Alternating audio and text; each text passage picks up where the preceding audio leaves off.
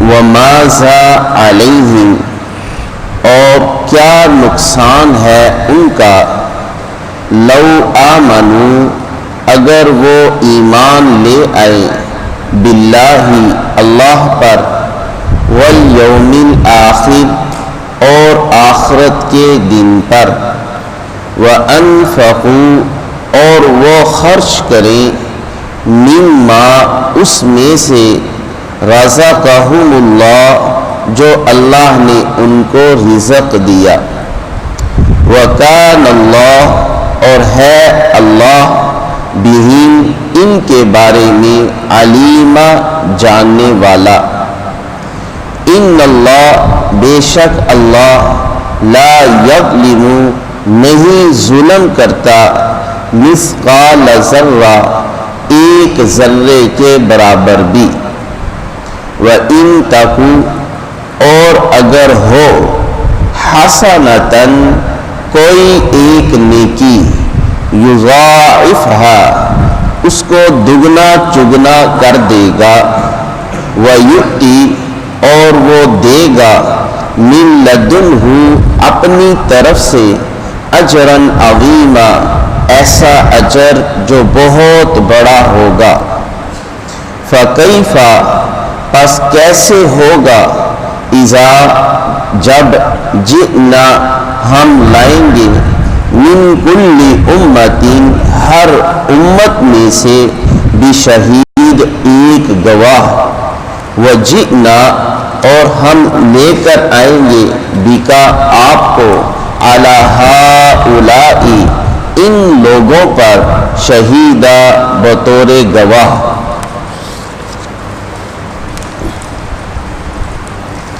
اس سے پہلی آیات میں اللہ نے ایمان باللہ کا حکم دیا کہ تم اللہ کی عبادت کرنا اور شرک نہ کرنا پھر اس کے بعد حقوق العباد کا تذکرہ فرمایا اس حقوق العباد کے بعد پھر اللہ نے خرچ کرنے کا حکم دیا اور بخل کی مذمت فرمائی آج کی آیات بھی سابقہ آیات کے تسلسل کا حصہ ہے آج کی آیات شریفہ میں بھی اللہ نے ایمان باللہ اور آخرت پر ایمان کی دعوت دے کر خرچ کرنے کا حکم دیا کہ وہ خرچ بھی ان کو کرنا چاہیے اور یہ جب دعوت و تبلیغ آدمی کرتا ہے تو کبھی دلائل اور واضح و نصیحت کے بعد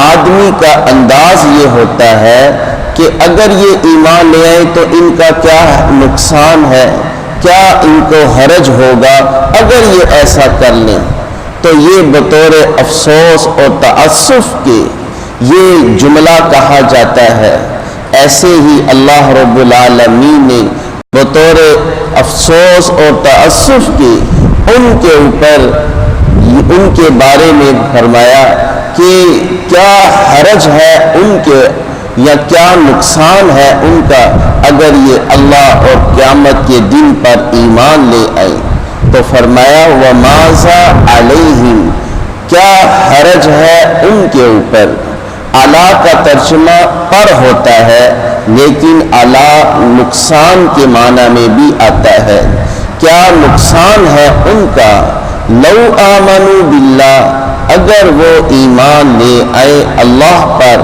والیوم الآخر اور آخرت کے دن پر اس آیت کے اندر اللہ نے ایمانیات میں سے دو باتوں کا ہی تذکرہ کیا اللہ پر ایمان لانا اور آخرت پر ایمان لانا حالانکہ ایمانیات کے اندر فرشتوں پر بھی ایمان لانا ہے کتابوں پر بھی ایمان لانا ہے ایمانیات تو اور بھی بہت سی ہیں لیکن یہاں پر صرف دو باتوں کا تذکرہ کیا ایک تو اس وجہ سے کہ اس صورت کے آگے چل کر اللہ تعالیٰ ایمانیات کا مفصل تذکرہ فرمائیں گے اور یہاں دو باتیں ارشاد فرمانا اس لیے تھا کہ یہاں پر آگے دوسری بات کا تذکرہ تھا عمل کے اوپر ابھارنا مقصود تھا جب عمل پر ابھارنا مقصود ہوا تو ایمانیات میں سے دو بڑی جزوں کو بیان فرما دیا.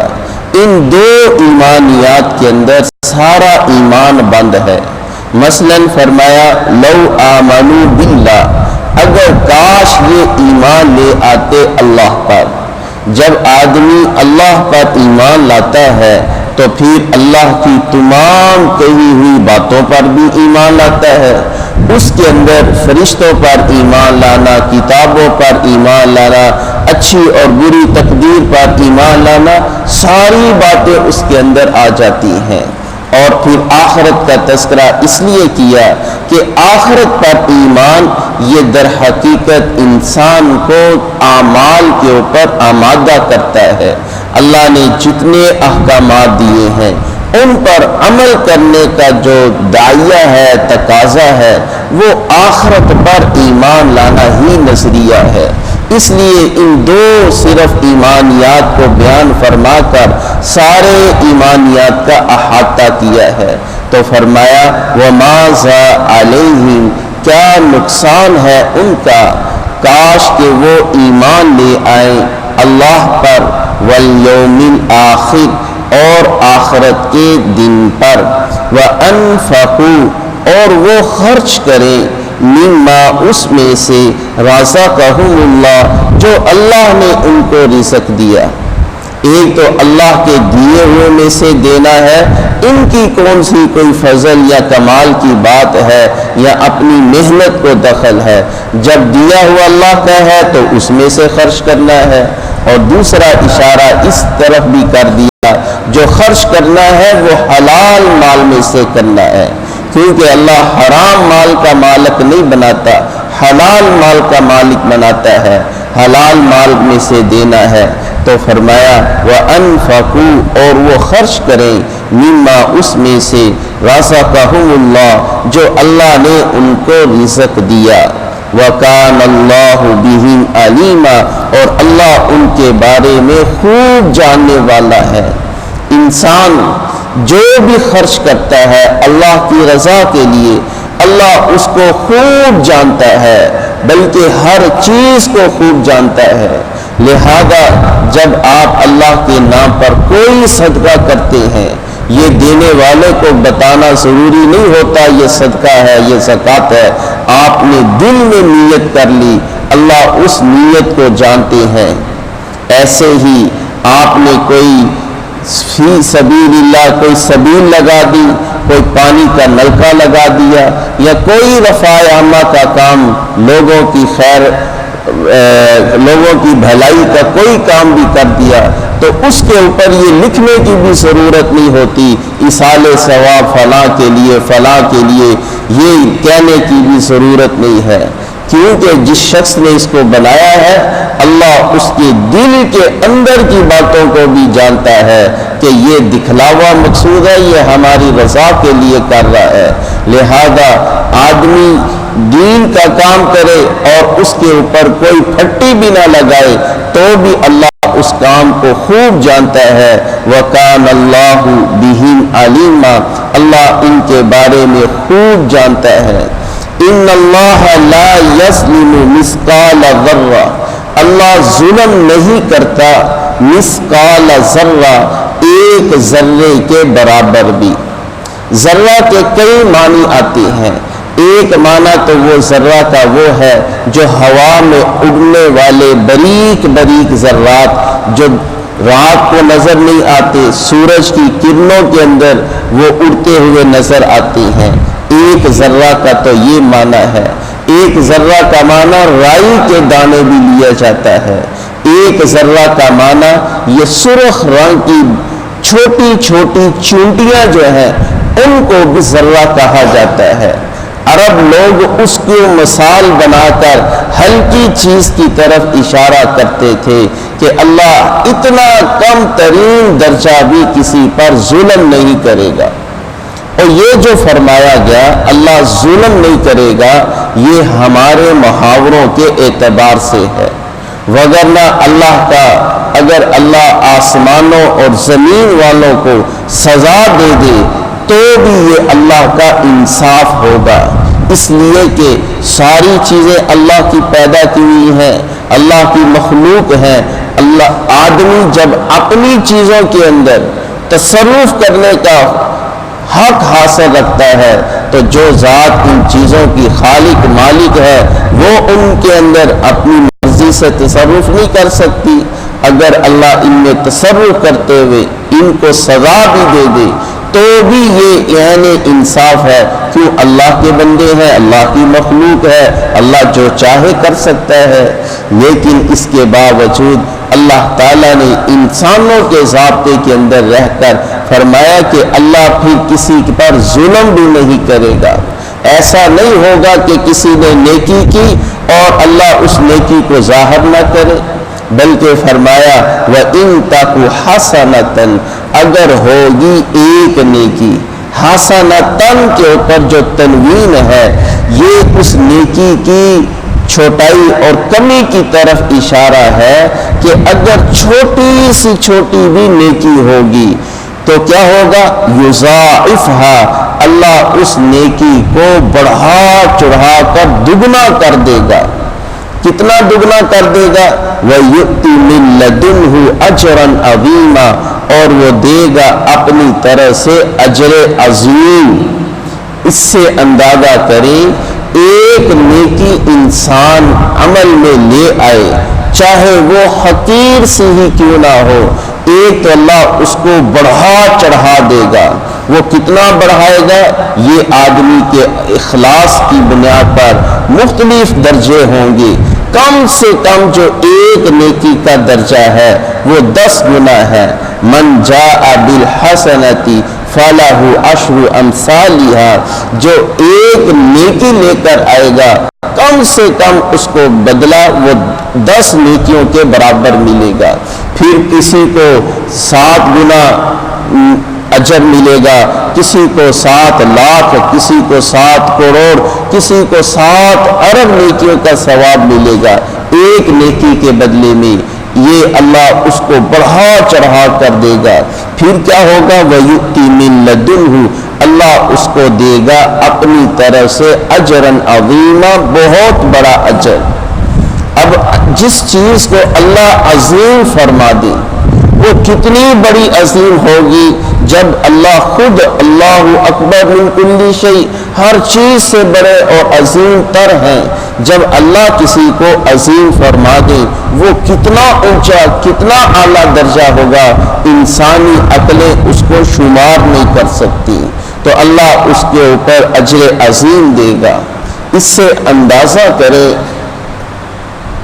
ہم لوگوں کی اپنی حالت کا، جب ایک نیکی ضائع نہیں ہوتی اور اس پر اتنا اجر عظیم ملتا ہے، اور ہم لوگ دنیا کے کاموں کے اندر جہاں یقین بھی نہیں ہوتا کامیابی کا، اس کے باوجود دنیا کے اوپر اپنی عمریں در عمریں لگا دیتے ہیں۔ میٹرک ہے، دنیا کی کامیابی میں اس کا کوئی عمل دخل نہیں ہے، لیکن میٹرک کرتے ہیں 10 سال لگا دیتے ہیں، پھر اسی بنیاد پر اعلیٰ تعلیم حاصل کرتے ہیں۔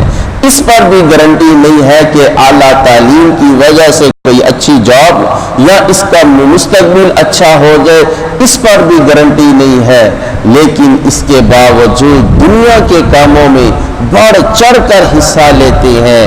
اور جس دین کے بارے میں فرمایا ایک نیکی بھی ضائع نہیں ہوگی اور دگنا چگنا اجر ملے گا، ان نیکیوں سے ہم جو ہے وہ بھول جاتے ہیں، ہم غفلت اختیار کر جاتے ہیں اور ہم سستی کر جاتے ہیں کہ پتہ نہیں کیا ہوگا۔ تو یہ ہمارے ایمان کی کمزوری ہے کہ جب دین کے کاموں میں کوئی نقصان نہیں ان کو تو اختیار نہیں کرتے، اور دنیا کے کاموں میں کوئی گارنٹی نہیں ہے اور وہ ہماری حفظ جان بنی ہوئی ہے۔ یہ ایمانیات کا تقاضا نہیں ہے۔ صحابہ کرام نے جب یہ بات تھی تو ان کی زندگیوں کا مقصد ہی نیکی تھا، کوئی خیر کا کام ان کے ہاتھ سے رہ نہیں جاتا تھا، دنیا کی وہ فکر نہیں کرتے تھے۔ اللہ سے دعا ہے کہ اللہ ہمارے اندر بھی یہ بات پیدا کر دے کہ دین ہمارا مقصد بن جائے گا تو پھر دین کے اوپر جان مال وقت لگانا آسان ہو جائے گا اور دنیا تابع ہو جائے گی، اس کی فکر ہمارے اندر سے نکل جائے گی۔ تو فرمایا فَكَيْفَ إِذَا جِئْنَا، پس کیسے ہوگا جب ہم لے کر آئیں گے ہر امت میں سے ایک گواہ۔ ایک دفعہ آپ صلی اللہ علیہ وسلم نے عبداللہ بن مسعود رضی اللہ تعالیٰ عنہ سے فرمایا مجھے قرآن تو پڑھ کر سناؤ۔ عرض کیا اللہ آپ پر قرآن اترتا ہے، پڑھ کر میں سناؤں؟ فرمایا ہاں میرا دل چاہتا ہے کہ تم سے قرآن سنوں۔ چنانچہ انہوں نے قرآن پڑھا تو جب اس آیت پر پہنچے فَكَيْفَ إِذَا جِئْنَا مِن كُلِّ أُمَّةٍ بِشَهِيدٍ، تو فرمایا بس عبداللہ بن مسعود رضی اللہ فرماتے ہیں جب میں نے آپ کی طرف دیکھا تو آپ کی آنکھوں سے آنسو جاری تھے، آپ کو وہ منظر اپنی آنکھوں کے سامنے آ گیا کہ جب سب لوگ جمع ہوں گے اور اللہ تعالیٰ ان امتیوں سے پوچھے گا میرا پیغام تم تک پہنچا، تو امتی انکار کریں گے، اللہ گواہ کے طور پر ان امتوں پر ان کے نبی کو پیش کریں گے، وہ نبی یہ بات کہے گا میں نے اے اللہ آپ کا پیغام ان کو صحیح طور پر پہنچا دیا۔ پھر وہ امتیں انکار کریں گی تو اللہ تعالیٰ پھر اس امت کو گواہ بنائے گا، یہ امت پھر پہلے نبیوں کے حق میں گواہی دے گی اور وہ امتیں اعتراض کریں گی یہ تو اس وقت موجود ہی نہیں تھے، یہ ہمارے خلاف کس طرح گواہی دے رہے ہیں؟ اللہ پھر اس امت سے پوچھے گا آپ کیسے گواہی دے رہے ہو کہ نبیوں نے پیغام پہنچا دیا؟ یہ امت کہے گی اے اللہ ہم نے تیرا قرآن پڑھا، تیرے نبی آخر الزمان کی زبان سے ہم نے یہ سنا نبیوں نے اپنا پیغام پہنچا دیا۔ اللہ فرمائیں گے میرا کلام سچا، میرا نبی سچا، لہذا اس امت کی گواہی کو قبول کیا جائے گا۔ تو فرمایا فَكَيْفَ، پس کیسے ہوگا، اذا جب جئنا ہم لے کر آئیں گے من کل امت بشہید، ہر امت میں سے ایک گواہ، وجئنا اور ہم لے کر آئیں گے بکا آپ کو علی ہؤلاء ان کے اوپر گواہ۔ اس سے معلوم ہوا کہ آپ صلی اللہ علیہ وسلم ہی آخری نبی ہیں، اگر آپ کے بعد کوئی نبی ہوتا تو اللہ اس کا بھی تذکرہ فرماتے آپ کے بعد فلاں نبی ہے تو ہم اس کو بھی گواہ بنا کر لائیں گے۔ جب آپ کے بعد کوئی نبی ہی نہیں ہے تو آپ کو ہی گواہ بنایا جائے گا، وجئنا بک اور ہم آپ کو لے کر آئیں گے علی ہؤلاء ان لوگوں پر۔ اس سے مراد یا تو اس وقت کے جو مشرکین اور کفار عرب تھے وہ مراد ہیں، یا اس سے مراد ساری دنیا کے مسلمان ہوں گے، لوگ ہوں گے، اللہ ان کے اوپر گواہ بنائے گا، نبی کو شہیدہ گواہ بنانا۔